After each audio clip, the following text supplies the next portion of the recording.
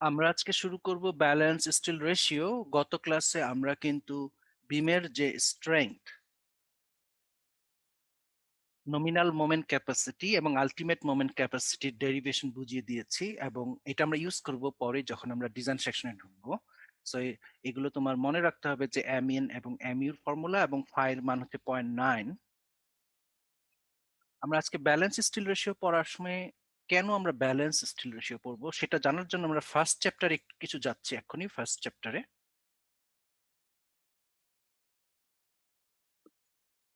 এটা হলো first chapter. তোমরা মনে আছে নিশ্চয়ই আমরা পড়েছিলাম যে তিন রকম বিম রয়ে গেছে রেইনফোর্সমেন্ট কন্ডিশনের উপরে,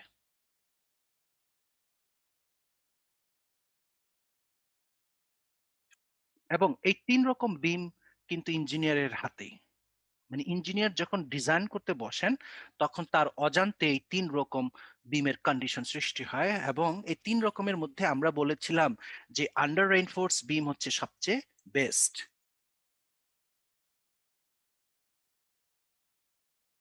আন্ডার রেইনফোর্সড সবচেয়ে বেস্ট, কারণ এই রকম বিমে তোমার টেনশন জোনে ফেল হয়, এবং তোমরা জানো বিমের টেনশন জোন তিন জায়গায়।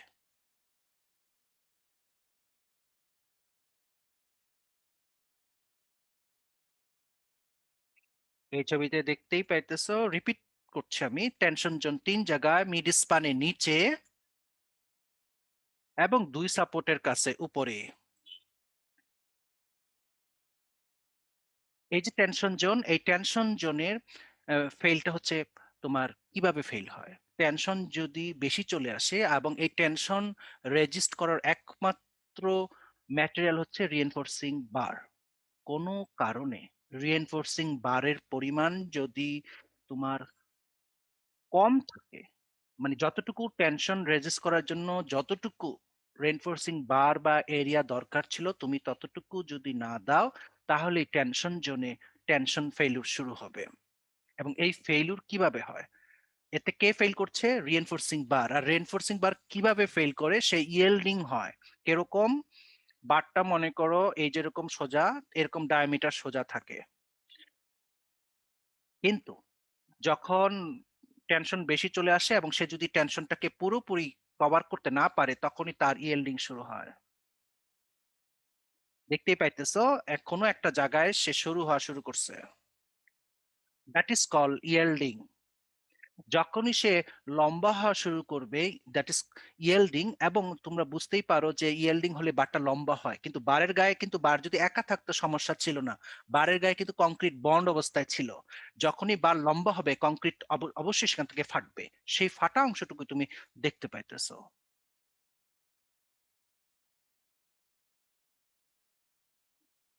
এই যে ফেটে গেছে এটা খুব ধীর গতিতে হয়, আস্তে আস্তে ইয়েল্ডিং হয় বারটা বহু সময় ধরে। কোনো কোনো বার, স্ট্রং বার যদি হয় এবং হাই গ্রেডেড বার যদি হয়, দেখা যায় যে মাসের পর মাস, ইভেন কোনো কোনো ক্ষেত্রে বছরও লেগে যায় এটা ফুল ফেইলিউর কন্ডিশন আসতে। বাট খুব ধীর গতিতে আস্তে আস্তে লম্বা হতে থাকবে। আস্তে আস্তে লম্বা হবে তত ক্র্যাকও বাড়বে। যত লম্বা হবে ক্র্যাকের উইথ বাড়বে, ক্র্যাকের লেন্থও বাড়বে। কিন্তু তুমি কিন্তু খালি চোখে এটা দেখতে পারবা বিমে, স্পেশালি আমরা কনসেন্ট্রেশন করতেছি মিড স্পানের নিচের দিকে, কারণ এটা ঝুলে থাকে মাথার উপরে। এই জায়গাটা এতটা ইম্পর্টেন্ট না, কারণ এটা সাপোর্টের উপরে বসে আছে, দেখো কলামের উপরে, এখানে ফেইলুর এত সহজে হয়ও না। কিন্তু মিড স্পান যেহেতু একেবারে ঝুলে থাকে মাথার উপরে, একেবারে হরিজন্টালি, তো সেই জায়গায় ফেইলুরটা খুবই ডেঞ্জারাস, যেটা এলো এই জায়গাটা। তো এখানে আমরা দেখতে পাবো ক্র্যাক, বিমের তলদেশ থেকে আস্তে আস্তে ক্র্যাক শুরু হয়েছে, এবং এই ক্র্যাক হালকা করে বাড়তে থাকবে। আমরা যখনই এই ক্র্যাকটা দেখব, আমরা ইচ্ছা করলে রিপেয়ার করতে পারি। আমরা মিস্ত্রিকে ডেকে আমরা এটাকে কি করে দিতে পারি, মর্টার দিয়ে রিপেয়ার করে দিতে পারি। তারপরেও যদি ক্র্যাক বাড়ে, আবারও আমরা মিস্ত্রিকে ডাকলাম, রিপেয়ার করলাম। মানে ক্র্যাক বাড়তেই থাকবে। ক্র্যাক যদি বন্ধ হয়ে যায় তাহলে তো সমস্যা মিটে গেল, কিন্তু হঠাৎ দেখলা যে 2 সপ্তাহ পর আবার ক্র্যাক শুরু হয়েছে, এর অর্থ একটা ইন্ডিকেশন বোঝাই যাচ্ছে যে বার লম্বা হচ্ছে তো লম্বাই হইতেছে, ইয়েল্ডিং হচ্ছে তো ইয়েল্ডিংই হচ্ছে। এর অর্থ এর থেমে নাই। তার মানে কি, রিপেয়ার করার পরেও যদি ক্র্যাক আবার দেখা যায় এবং সেই ক্র্যাক বাড়তে থাকে, এর একটা ইন্ডিকেশন এটাতে যে বিম ইজ গোয়িং টু ফেল। এই যে আমরা এটা দেখলাম, খেয়াল করে দেখো আমরা রিপেয়ার করার সময় পাইতেছি, ডিসিশন নেওয়ার সময় পাইতেছি এবং সর যখন দেখলাম যে না আর এই বিমটাকে আর আটকানো যাবে না ফেল থেকে, তখনই ডিসিশন নিতে হবে যে পুরো বিল্ডিং ছেড়ে দিতে হবে তোমাকে। কারণ বিল্ডিং এর যখন এই বিমে ক্র্যাক শুরু হবে, এই ক্র্যাক তুমি আটকাতে পারবে না, বিম ফেল করবেই। আর বিম যদি ফেল করে তখন কলাম আর ঠিক থাকবে না। কলাম যদি ডিস্টার্ব হয় তখন আদার কলাম, আদার বিমও ডিস্টার্ব হবে। আল্টিমেটলি বিল্ডিংটা ফেল করে যাবে। এই যে বিম, এই যে সিস্টেম, এটাকে আমরা আন্ডার রেইনফোর্সড বিম বলি, যেখানে টেনশন জোনে একমাত্র রিএনফোর্সিং বারের ফেল হয়। কিন্তু আরেকটা বিম আছে ওভার রেইনফোর্সড। ওভার রেইনফোর্সড এর সমস্যাটা অন্য জায়গায়। ওভার রেইনফোর্স মানে কি, তোমার যতটুকু টেনশন জোনে যতটুকু রিএনফোর্সিং বার দেয়া দরকার, তুমি যদি ভুলে বা ইচ্ছাকৃতভাবে ওইখানে বেশি রেনফোর্সমেন্ট দিয়ে ফেলো, এর অর্থ এর অর্থ টেনশন জোনে জীবনেও ফেল করবে না। কারণ টেনশনের যতটুকু টেনশন আসছে তার চেয়ে বেশি পরিমাণ রেনফোর্সিং বার দেওয়া আছে। ফর এক্সাম্পল অন্যভাবে, এই জায়গায় কি নিচে টেনশন, ইমিডিয়েট উপরে বিমের ইমিডিয়েট ওই জায়গাটার উপরে হবে কম্প্রেশন। এখন বাস্তবে তোমরা জানো পৃথিবীতে কোনো কিছুই, সেটা জীব হোক জড়, কোনো কিছুই কিন্তু কি চিরস্থায়ী না। তুমি যে একটা ফার্নিচার কিনছো সেটাও কিন্তু অস্থায়ী, সেটাও একদিন নষ্ট হয়ে যায়। সুতরাং beam beam today or tomorrow will fail, কিন্তু who will fail that's the decision. এখন টেনশন জোনে আমরা যখন মিড স্পানের দিকে আসলাম, আমরা দেখলাম যে টেনশন জোনে রেনফোর্সিং বার যদি ঠিক মতো না দাও ফেল হয়। এখন ইঞ্জিনিয়ার চিন্তা করলো যে ঠিক আছে বেশি বেশি দিয়ে দেই, দিলাম বেশি, কিন্তু তখন দেখা যাবে চাপটা আসছে উপরে কম্প্রেশন জোনে, তখন কম্প্রেশন জোনে ফেল করবে যাবে। আর যদি কম্প্রেশন জোনে ফেল করে, কম্প্রেশন জোনে কিন্তু কেউ নাই কংক্রিট ছাড়া। আর কংক্রিট কিন্তু একা না, সে কিন্তু অনেক কিছু দিয়ে বানানো, cement, fine aggregate, course aggregate এবং পানি। এদের সাথে তোমরা জানো যে নানা মুনির নানা মত, অধিক সন্ন্যাসীতে গাজন নষ্ট। এর অর্থ হচ্ছে যে তুমি যদি একা কোনো ডিসিশন নাও, তুমি যদি একটা একটা কাজে একাই থাকো, তাহলে কোনো সমস্যা নাই, ঝামেলা নাই, সুন্দর কাজটা করে ফেললা। কিন্তু তুমি যদি 10 জন নিয়ে কাজটা করো, দেখবা 10 রকম মত আসবে, নানা মুনির নানা মতে কাজ যতটা এগোনোর কথা ততটা এগোবে না। তেমনই আর কি কংক্রিট, যেহেতু ডিফারেন্ট ম্যাটেরিয়াল দ্বারা তৈরি, সুতরাং তার মধ্যে bonding is the important thing. Bond থাকে না সহজে। কিন্তু নিচে দেখো রিএনফোর্সিং বার, সেটা একক ম্যাটেরিয়াল দ্বারা তৈরি, সেই জন্য তার ফেইল হতে বহু বছর লেগে যায়। কিন্তু কংক্রিট যখন কম্প্রেশন জোনে তোমার ফেল আসবে, তুমি এই ফেল খালি চোখে দেখারও সময় পাবে না। কোনো কারণে উপরে যদি ফেল হয়, তুমি দেখা মাত্রই বিম কিন্তু একেবারে দুইটা টুকরো হয়ে যাবে, মিড স্পানে যদি সেটা হয়। এর অর্থ কি? এর অর্থ কম্প্রেশন জোনে কোন রকম ফেল হলে তুমি যে একটা ছবি তুলবা, আচ্ছা ঠিক আছে বিমটা ফেল করতেছে, আমি একটা সেলফি তুলি, ওই সেলফি তুলবা, ইভেন পোস্ট করার সময় পাবা না, এত দ্রুত ফেল হবে এটা। মানে দুনিয়া অন্ধকার হয়ে যাবে, বিল্ডিং ফেল। তো ওভার রেইনফোর্স বিম বলা হয় এটাতে, যেখানে রেইনফোর্সিং পরিমাণ অনেক বেশি, সেই জন্য টেনশন জোনে ফেল না হয়ে হয়ে গেছে কম্প্রেশন জোনে ফেল। এটাও আমরা চাই না। আরেকটা বিম আছে, যেই বিমে আইডিয়াল বিম বলি, বাস্তবে এই বিম সম্ভব না।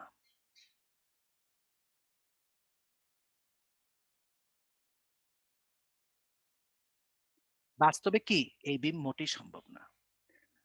এই বিম হচ্ছে তোমার আইডিয়াল বিম, আদর্শ বিম, যেখানে রেইনফোর্সমেন্ট যা লাগবে একেবারে টু দি পয়েন্টে দেওয়া হইলো টেনশন জোনে, এবং কংক্রিট যতটুকু লাগবে, কোয়ালিটি যতটুকু আছে, যা একেবারে অরিজিনালি মেনটেন করা হলো, কাস্টিং কোয়ালিটি, কিউরিং কোয়ালিটি, এবং তোমার যে ভাইব্রেশন করা হয়, সমস্ত কিছু স্ট্যান্ডার্ড মেনটেন করে কাস্ট করা হইলো। এই অবস্থায় যেই বিমটা আমরা পাবো, সেটাকে আমরা ব্যালেন্সড রিএনফোর্সড বিম বলি। এটা টোটালি অবাস্তব আসলে। মানে এটা আমরা কখনোই আমরা প্র্যাকটিক্যালি এই বিমটা ফর্ম করাতে পারবো না। ডিজাইন করতে পারবো কিন্তু ফর্ম করাতে পারবো না কোনোদিনই। সেই ক্ষেত্রে কি ঘটবে? এক, সেই ক্ষেত্রে এখন মনে করো তোমার যতটুকু কংক্রিট আর যতটুকু রিইনফোর্সিং বার, আমি মিড স্পানকে কেন্দ্র করে যদি বলি, মনে করো টেনশন নিতে যতটুকু রিইনফোর্সমেন্ট একেবারে হিসাব নিকাশ করে আমরা সেটা বসাইলাম, এবং কংক্রিট যতটুকু দরকার ততটুকুই দিলাম। এরপর খেয়াল করে দেখো, লোডের কোনো গ্যারান্টি নাই, লোড কিন্তু যে কোনো মুহূর্তে বাড়তে পারে। ইভেন মেটাল কাস্টিং এবং কিউরিং কোয়ালিটি তুমি মেনটেন করতে পারো নাই, সুতরাং কংক্রিট জোনে কংক্রিট কিন্তু যেই যেইভাবে স্ট্রং হওয়ার কথা ছিল সেভাবে সে কিন্তু নাই। এর অর্থ কি, যেই লোড তুমি হিসাব করছো সেই লোডও যদি ঠিক মতো আসে পুরাপুরি, তাতেও কংক্রিট এখন ফেল করবে। কেন?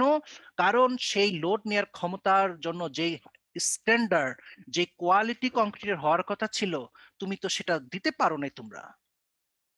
আমরা কেন সেই বিমটাকে এখন আইডিয়াল বিম বলছি, বাস্তবে সম্ভব না বলতেছি, কারণ একটাই, এখানে কংক্রিট ঠিক মতন কোয়ালিটি মেনটেন না করার কারণে কংক্রিট জোনে, কম্প্রেশন জোনে কংক্রিটের ফেল হবে, এবং রিইনফোর্সিং বার যতটুকু দরকার ততটুকু দেওয়ার কারণে হালকা যদি টেনশন বাড়ে তখন টেনশন জোনে ফেল হবে। এর অর্থ কি, একই সাথে কম্প্রেশন জোনে কংক্রিটের ফেল এবং টেনশন জোনে রিইনফোর্সিং বারের ফেল, দুইটা একই সাথে ফেল হলে বুঝতেই পারতেছো কি ঘটবে এখন। এটা আরো ভয়াবহ তোমার ওভার রিইনফোর্স থেকে। নাহলে আমরা তাহলে এই যে তিনটা বিম আলাপ করলাম, এই তিনটা বিমের মধ্যে তোমরা পরিষ্কার বুঝতেই পারতেছো তাহলে কোন বিমটা সবচেয়ে বেস্ট, সেটা হচ্ছে কি আন্ডার রেইনফোর্সড, যেগুলোর ব্যাখ্যা বিশ্লেষণ আমরা আগের ক্লাসগুলোতে দিয়ে আসছি। আজকে এই জন্য আন্ডার রেইনফোর্স আসছি, নাহলে ইঞ্জিনিয়ারকে তাহলে হাতে অপশন তিনটা, over reinforced, under reinforce and balance reinforce. সে কোনটা নিবে বুঝতেই পারতেছো, আন্ডার রেইনফোর্সড। আমরা যে ফেলের কথা বলেছি আন্ডার রেইনফোর্স আস্তে আস্তে ফেল হয়, সেই ফেলোর নাম কিন্তু ডাকটাইল ফেলিউর, এবং এটা হচ্ছে কি প্রেফারেবল ফেইলুর। দেখতেই পাইতেছো, মানে ইঞ্জিনিয়ারদের সব বিম তো ফেল করবে, টুডে টুমোরো সে ফেল করবে, কিন্তু সবচেয়ে বেস্ট ফেইলিউর তার মধ্যে তিন রকম ফেইলিউরের মধ্যে আন্ডার রেইনফোর্সড ফেইলিউর বা ডাকটাইল ফেইলিউর সবচেয়ে বেস্ট। আর ওভার রেইনফোর্সড যেটাতে কম্প্রেশন জন্য ফেল করে সেটাকে আমরা ব্রিটল ফেইলিউর বলি। ব্রিটল ফেইলিউর যেটা আমরা কি চাই না। আর ব্যালেন্স যেটা, ওটা তো বাদ। তাহলে থাকতেছে কি, ইঞ্জিনিয়ারদের একটাই পছন্দ, আন্ডার রেইনফোর্সড বিম। এখন এইটা করতে গিয়ে কি করতে হবে, আমি এখন এটার মেকানিজম বুঝাচ্ছি। দেখো কিভাবে ইঞ্জিনিয়ার এটাকে মানে কনফার্ম করবে যে তার বিমটা আন্ডার রেইনফোর্স টাইপের যাতে হয়, ওভারও না ব্যালেন্সও না। তোমরা একটা শব্দ পড়ছিলা, স্টিল রেশিও, রো। রো সমান সমান এস বাই বিডি।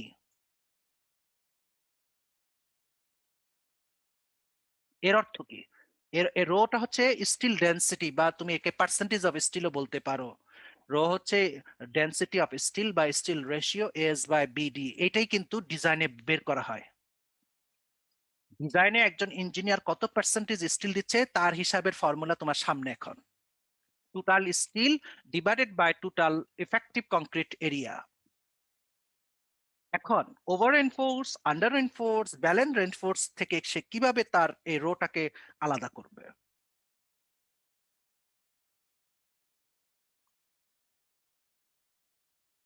এটার ওপরে, এটার কিছু উপরে বসে আছে তোমার রো বি।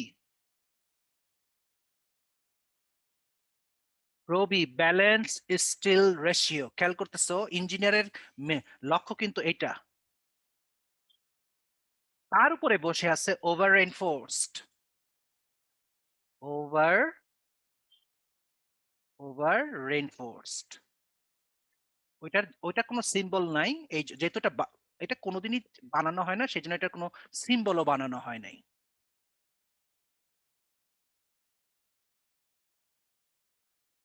ওকে, তিনটা, এটা হচ্ছে আন্ডার রেইনফোর্সড, এটা হচ্ছে ব্যালেন্স রেইনফোর্স যার ডেনসিটি রো বি, আর এটা হচ্ছে ওভার রেইনফোর্সড। তোমরা বুঝতেই পারতেছো ইঞ্জিনিয়ারকে কিন্তু এক নম্বরটাকে রাখতে হবে, দুইও না তিনও না। ৩ নম্বর হচ্ছে ভয়াবহ ফেইলিউর, এটা বাদ।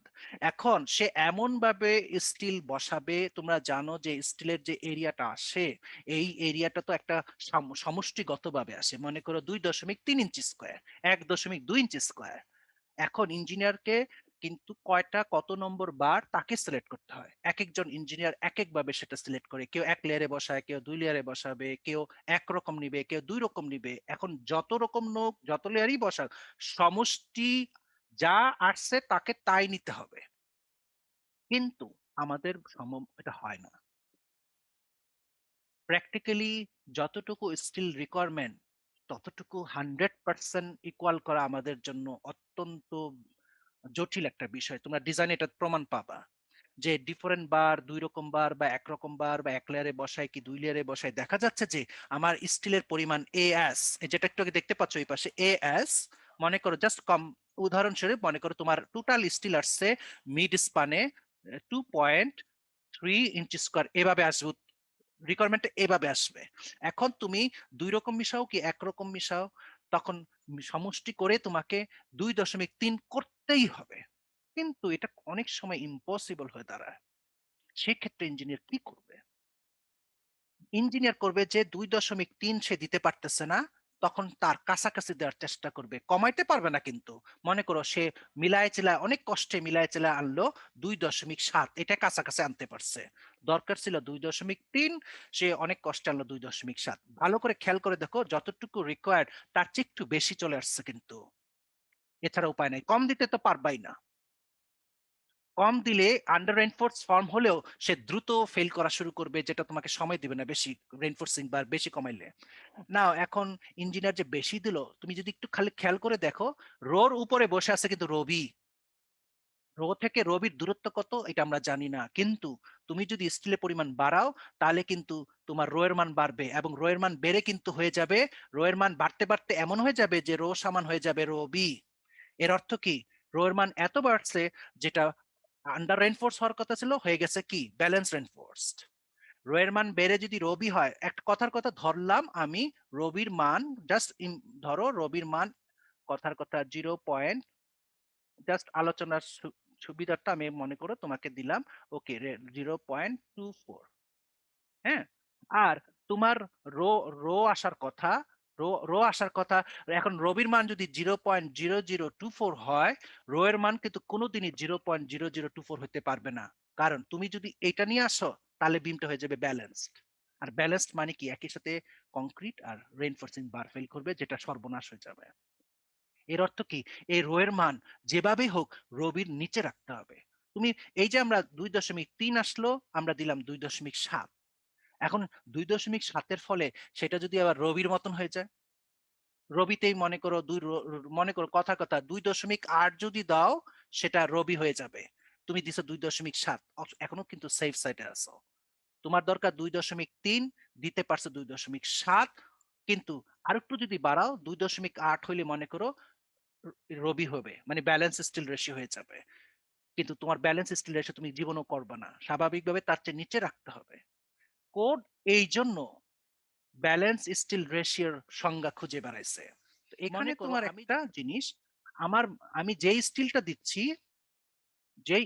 দিচ্ছি এই স্টিলের মান আমার উদাহরণস্বরূপ ২.৩ দরকার, কিন্তু আমরা দিতে পারলাম ২.৭। এতে স্টিলের পরিমাণ একটু বাড়ছে, কিন্তু আমাকে ইঞ্জিনিয়ারকে খেয়াল রাখতে হবে বেড়ে যাতে এমন না বাড়ে যেটা রবির মতন হয়ে যায়। এখন কিভাবে আমরা বুঝবো? এটা তো ফর্মুলা দিয়ে আসতেছে যে আমার রো এর মান রবির সমান হচ্ছে কিনা। এখন আমি যদি রবির মান জানি যে রবি এত হলে রবি হয়, তাহলে তো আমি তার নিচে রাখলেই তো হয়। তো যেটা কোড যেটা করছে সেটার জন্যই আমাদের, যে আজকে যেটা আমরা দেখাচ্ছিলাম একটু আগে, ব্যালেন্স স্টিল রেশিও ফর্মুলা, তুমি দেখতে পাচ্ছ ব্যালেন্স স্টিল রেশিও, রবির একটা মান বসায় দিচ্ছে বার করছে তারা। আমরা ডেরিভেশন শিখবো না, আমরা শুধু ফর্মুলাটা তোমাকে দেখাই দিচ্ছি। ইউ ক্যান সি রবির ফর্মুলা জেনে গেছো। এখন তোমার কিন্তু রোর ফর্মুলা আগে আছে, রো সমান কি এএস বাই বিডি। ওকে, আমরা এএস বাই বিডি বাইর করব, এবং কোনোদিনই রোকে কোনোদিনই রো এর মান রবির সমান হতে দিব না। এটা হচ্ছে আন্ডার রেইনফোর্সড বিমের স্টিল পার্সেন্টেজ, এটা হচ্ছে ব্যালেন্সড রেইনফোর্স বিমের স্টিল পার্সেন্টেজ। এখন ব্যালেন্স স্টিল রেশিও আমরা কোনোদিনই হতে দিব না, কারণ তাতে দুইটাই ফেল করে যায়। তাহলে ইঞ্জিনিয়ারকে এমন একটা গাইডলাইন সৃষ্টি করতে হবে যাতে রো এর মান কোনোদিনই রবির সমান না হয়। ফার্স্টে আমরা রবি জানলাম, beta one F C prime by F Y 87,000 divided by 87,000 plus F Y, এই যে ফর্মুলাটা, এর ভিতরে কিন্তু তুমি এফ সি প্রাইম জানা থাকবে, এফ ওয়াইও জানা থাকবে না বিটা ওয়ান। এবং এই বিটা ওয়ান দেখতে পাচ্ছি ফর্মুলা, বিটা ওয়ান সমান 0.85 যদি এফ সি প্রাইমের মান 4,000 বা 4,000 এর নিচে থাকে। আর যদি 4,000 ক্রস করে যায় তখন তুমি এই ফর্মুলাটা ইউজ করবা। মনে করো এই যে এফ সি প্রাইম 4,000 এর যদি বেশি হয়, যাই করো বিটা ওয়ান এর মান কখনোই 0.65 এর কি নিচে নামতে পারবে না। আমি আবার রিপিট করছি, রবির ফর্মুলা তুমি দেখতে পাচ্ছ, এর মধ্যে একটা বিটা ওয়ান শব্দ আছে। বিটা ওয়ান হচ্ছে 0.85 যতক্ষণ পর্যন্ত এফসি প্রাইমের মান 4,000 থাকবে। মনে করো 3,000, 3,500, 4,000, ক্লিয়ার, অথবা 2,500। কিন্তু এফসি প্রাইম মনে করো তোমার 4,500, তখন কি করবা? তখন তুমি এই স্টেপে আসো, ফর্মুলাটা লিখলা, এখানে এই যে এফসি প্রাইম, এই এফসি প্রাইম হলো তোমার এফসি প্রাইম, মনে করো 4,500, এটা নিয়ে বসাও, পুরাটা ক্যালকুলেশন করো। ক্যালকুলেশন করার পরে তার মান 0.65 এর নিচে নামলে 0.65 নিবা, আর উপরে থাকলে তো তাই নিবা। মনে করো আসলে তোমার 0.70, তাহলে 0.70 নিবা। তোমাকে একটা জিনিস খেয়াল রাখতে হবে, বিটা ওয়ান এর ডিজিট 0.85, এর অর্থ দশমিকের পরে দুই গড়ের বেশি হবে না। তৃতীয় গড় যদি 5 বা 5-এর বেশি হয়, দ্বিতীয় গড় তখন 1 বাড়বে। এটা খেয়াল রাখতে হবে তোমাকে। 2 ডিজিট। ওকে, রবি যদি আমরা পেয়ে যাই, আমরা আগে বলেছি রো এর সমান কোনোদিনই রবি হতে দিব না। সেই জন্য এসে কোড একটা গাইডলাইন দিয়ে দিয়েছে যে তুমি ম্যাক্সিমাম একটা ডেডলাইন দিছে যে হ্যাঁ, তুমি স্টিলের পরিমাণ যা দরকার 4 থেকে একটু বেশি দাও, কিন্তু ততটুকু বেশি দিতে পারবা যে এতটুকু rho max, maximum steel ratio 0.75 rho b. খেয়াল করে দেখো, আমরা রবি হতে দিতে চাই না। এখন রবি যদি হতে দিতে না চাই, রবির নিচে রাখতে হবে। এটা কত নিচে রাখতে হবে? আমরা 25% নিচে রাখছি সর্বোচ্চ রেঞ্জ। এর অর্থ আমরা রোর মান বাড়াইতে বাড়াইতে সর্বোচ্চ 0.75 রবি করলেও আমার সমস্যা নাই।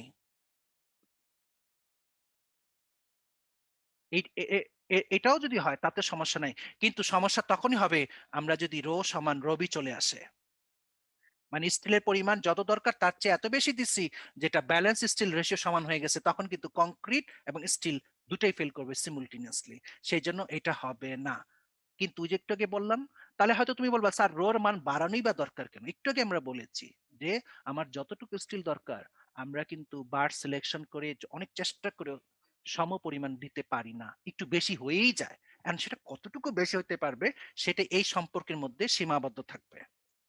তাহলে আমরা রবি বের করব, এবং 0.75 রবি বের করার পরে তার একটা মান জেনে যাব, এবং রো এর মান সর্বোচ্চ এর পর্যন্ত রাখবো, তাহলে আমরা সেফ সাইডে থাকবো। না আসলে মিনিমাম স্টিল রেশিও এখানে দুইটা ফর্মুলা আছে, একটা হলো 3 root F C prime by F Y, আর একটা হলো 200 বাই এফ ওয়াই। এই দুইটার মধ্যে কোনটা বড়টা? এগুলোর ইউজ আমরা জেনে যাব যখন ডিজাইনে আরো ক্লিয়ার হয়ে যাবে। তোমাকে একটা জিনিস মনে রাখতে হবে, rho, rho b, rho minimum,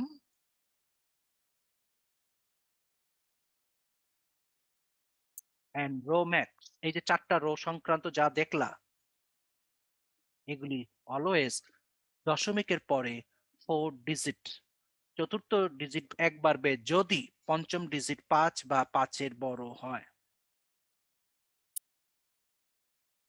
আর বিটা ওয়ান অলওয়েজ 2 ডিজিট, দশমিকের পর। খেয়াল রাখতে হবে তোমাকে। তোমার ডিজাইন ওকে থাকবে যদি তুমি যেই বারটা দিচ্ছ, যে রেনফোর্সিং পার্সেন্টেজটা দিচ্ছ, তোমার সেটা যদি রো মিনিমামের উপরে বা সমান হয় এবং রো ম্যাক্স এর নিচে বা সমান হয়, তাহলে তোমার এই এই স্ট্যান্ডার্ড যদি ফলো হয়ে যায়, তাহলে তুমি ইঞ্জিনিয়ার কনফার্ম যে তার রিএনফোর্সিং বার যতটুকু দরকার তার চেয়ে একটু বেশি দিলেও ক্ষতি নাই, কারণ সে রোমেক্স এর সমান বা নিচে আছে। আর রোমেক্স মানে কিন্তু রবি না, রোমেক্স মানে 0.75 রবি, মানে 25% এর নিচে ডেডলাইন। আর রো মিনিমামের উপরে থাকতে হবে। রো মিনিমাম তোমরা জানো যে রেনফোর্সমেন্ট মিনিমাম না দিলেও কিন্তু তুমি ঢালাই করতে পারবে না। একটা বিম কিন্তু শুধুমাত্র কংক্রিট দিয়ে ঢালাই করলে মাথার উপর দাঁড়ায় থাকতে পারবে না, তার মিনিমামও কিন্তু, বা মানুষের শরীরের মিনিমাম বোন ডেন্সিটি হচ্ছে 206। বোন ডেন্সিটি 206 খানা হাড় মিনিমাম থাকতেই হবে মানুষের শরীরে। 206 এর নিচে নামলেই সে প্রতিবন্ধী হবে, ফিজিক্যালি প্রতিবন্ধী হয়ে যাবে। এবং ম্যাক্সিমাম তার, মানুষের শরীরে রো, রো মিনিমাম আর রো ম্যাক্স সমান। কারণ মিনিমাম 206, দরকারও 206, ম্যাক্সিমামও 206। এখানে কিন্তু কোনো ভ্যালু এদিক সেদিক করা যাবে না।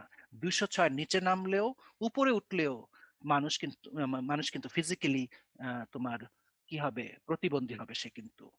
ওই ক্ষেত্রে কিন্তু আল্লাহ তাআলা একই ডেনসিটি রেখে দিয়েছেন। তুমি বাড়াইতেও পারবা না, কমাইতেও পারবা না। কমলে বা বাড়লে যে কোনো একটা হলেই প্রতিবন্ধী হয়ে যাবে।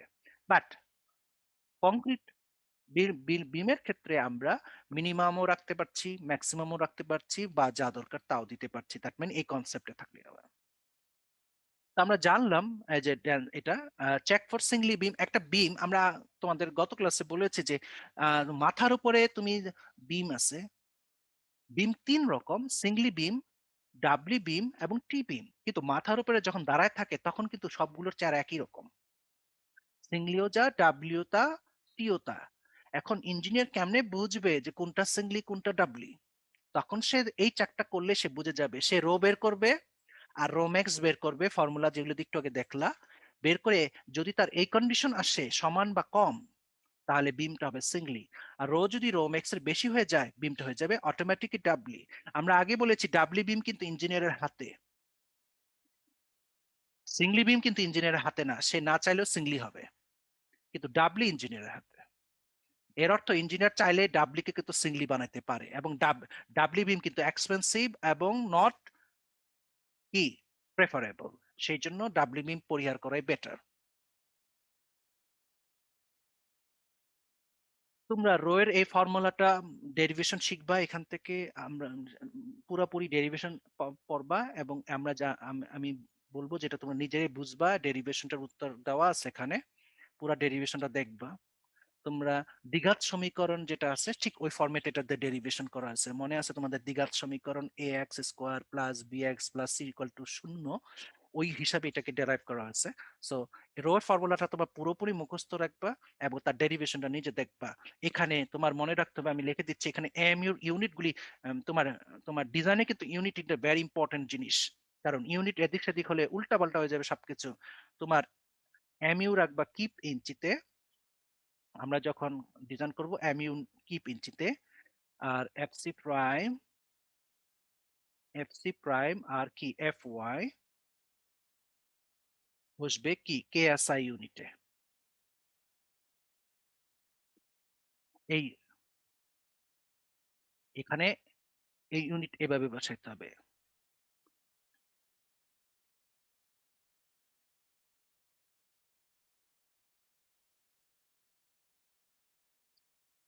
ডিজাইন প্রবলেমে আমরা 2.6.1 আজকে আমরা শুরু করব, এবং এটা আহ, আজকে এটা দিয়ে আমাদের ক্লাস শেষ হবে। ডিজাইন প্রবলেমস আর 2.6.1। এখানে তোমার সমাধানটা আমি বলে দিব, বাসায় আজকে এটা কমপ্লিট করবে। আমি পড়তেছি দেখো। এ rectangular reinforced concrete beam is shown in figure. The cross-sectional dimensions are shown. If Fy 60,000 psi, Fc prime 4,000 psi, what is the nominal moment for AS 225 millibar? এখানে তোমাকে কিন্তু মনে রাখতে হবে নমিনাল মোমেন্ট মানে এম এন।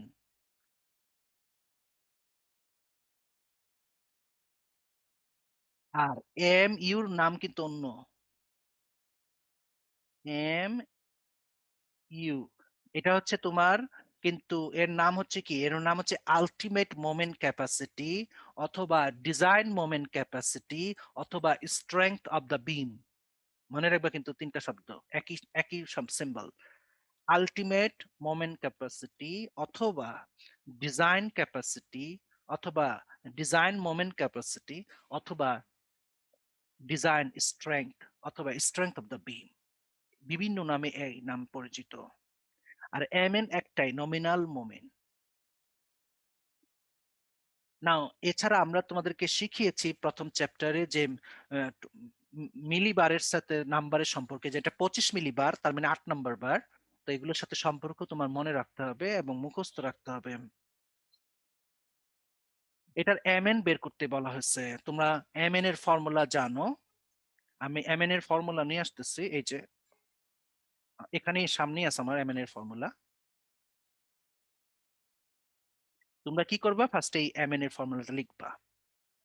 নাও এখানে কি কি দেওয়া আছে অঙ্কটাতে, এফ এর মান দেওয়া আছে, এফ সি প্রাইম দেওয়া আছে, ডি দেওয়া আছে, ডি দেওয়া আছে, সবই দেওয়া আছে। দেওয়া নাই কাকে? রো। রো দেওয়া নাই। ওকে।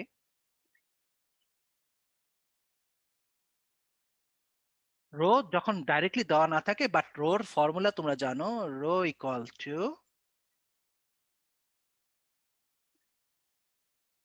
S by BD.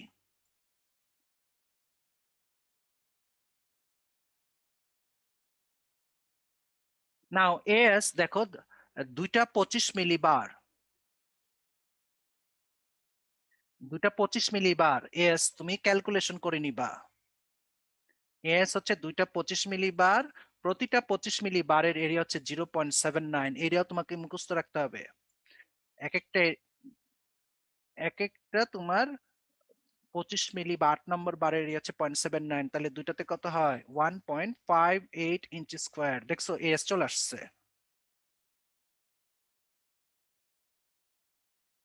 বি কত? এই যে বি 12। এবং এখানে যদিও স্টিল একটা দেখায় রাখছে এবং এটা একটা জাস্ট ছবি দিয়ে দেখাচ্ছে, আসলে বিমটা তো আর এরকম হবে না। আমি ক্লিয়ার করে দিচ্ছি আসলে বিমের ছবিটা। তোমার 2টা 25 মিলি আসলে হবে এক লেয়ারে, এই পাশে একটা, এই পাশে একটা, এরকম। এবং একটা কি হবে? স্ট্রাপ হবে।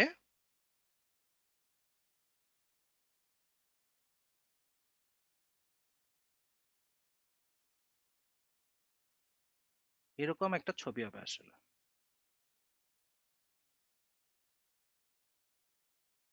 এবং এখানে একটা হুক হবে। উপরে দুইটা কি হবে? হ্যাঙ্গার বার। কারণ এটা মিড স্পানের নিচের ছবি, তখন এটা আর থাকবে না আর কি। এই যে দুই পাশে 2টা 25 মিলি, তো এরিয়া বের করলা বি তোমার 12। এবং তোমরা জানো যে টেনশন জোনে যে বার বসানো আছে, এক লেয়ার কি দুই লেয়ার, তার সেন্ট্রয়েড থেকে, এক লেয়ার সেন্ট্রয়েড এটা, সেন্ট্রয়েড থেকে টপ ফেস পর্যন্ত এটা হচ্ছে ডি। আর টপ ফেস থেকে বটম ফেস পর্যন্ত এটা হচ্ছে এইচ। এইচ এর দরকার নাই।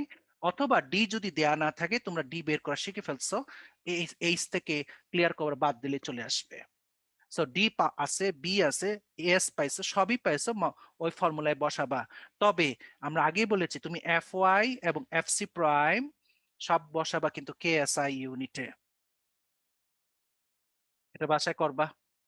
এবং আরেকটা কথা, রো যেটা বললাম, রো যেটা বের করবা এস বাই বিডি করে, সেটাও দশমিকের পরে 4 ডিজিট। এবং এম এন বের করবা কিপ ইঞ্চিতে। এটা করে নিবা বাসায়।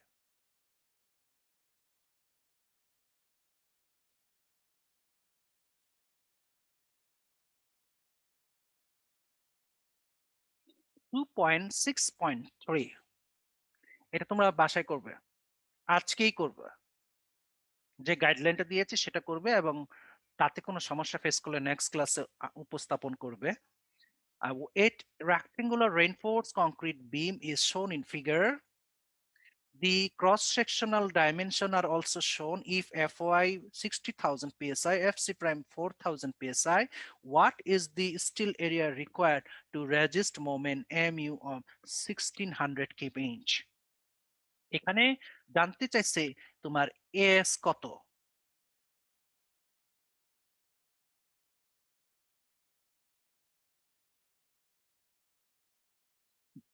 কি দেওয়া আছে?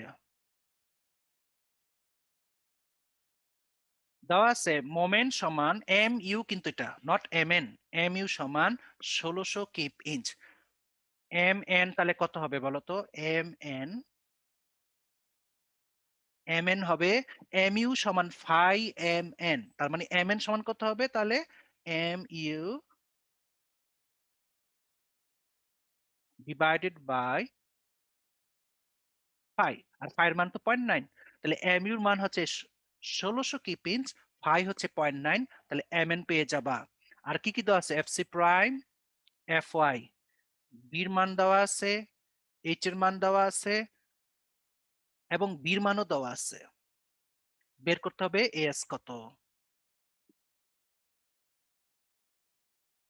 b এর মান কিন্তু 10।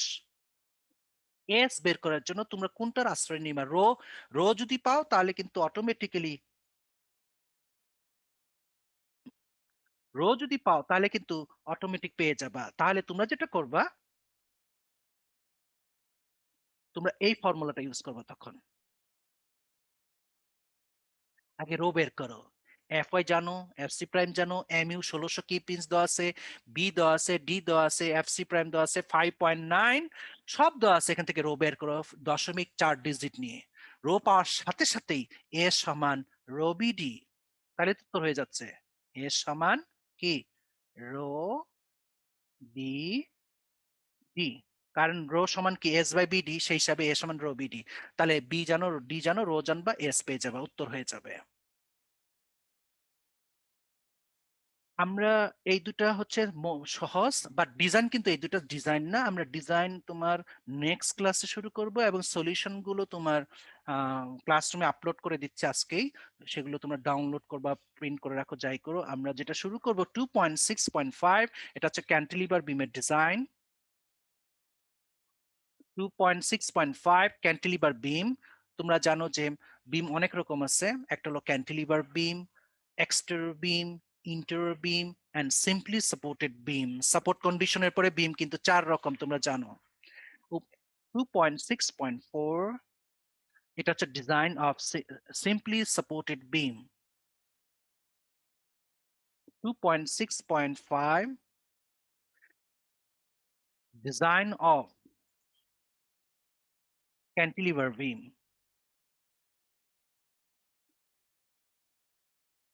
2.6.7,